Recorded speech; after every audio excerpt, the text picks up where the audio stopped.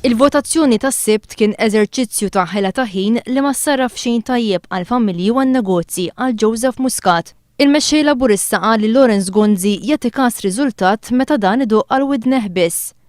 Illum jinsab kuntent bil-vot intern fil-partit tiegħu, iżda meta l-poplu tkellem vuċi soda favur id-divorzju ma tax kasu. Il-Prim Ministru daħal għal dan il-proċess futili bi kriżi u ħareġ bi kriżi akbar. Għandna sitwazzjoni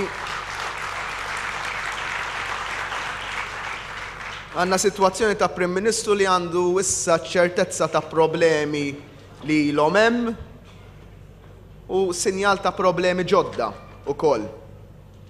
Għandna Prim Ministru li mhux aħna qed ngħidulu, imma il-plejers tiegħu fil-ground qed jgħidulu dak li għamilt huwa konferma tas-sistema tal-klikek li ħakmet lill-Partit Nazzjonalista. Huwa konferma qed jgħidulu niesu stess tal-mod ta' kif is-sistema Gonzi PN ħatibqa' tirrenja. Waqt li Lawrence Gonzi kien qiegħed jinħela jikkampanja fil-partit tiegħu, il-problemi tal-pajjiż baqgħu għaddejjin.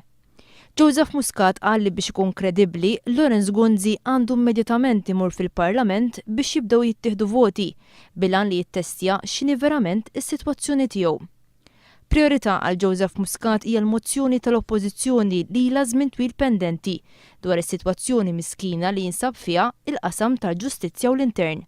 Saħaq li jistenna li meta se jiltaqa' tnejn filgħaxija, il-Kumitat tax-Xogħol tal-Kamra għandu jasal għal deċiżjoni biex fil-jiem li ġejjin tkun diskussa din il-mozzjoni. U jien nistenna li għada il-Leader of the House, Carmelo Mfsud Bonnici, jiġi proposta min-naħa tal-Gvern biex din il-ġimgħa stess niddiskutu u nivvotaw dwar il-mozzjoni tal-Oppożizzjoni dwar il-ġustizzja u l-intern.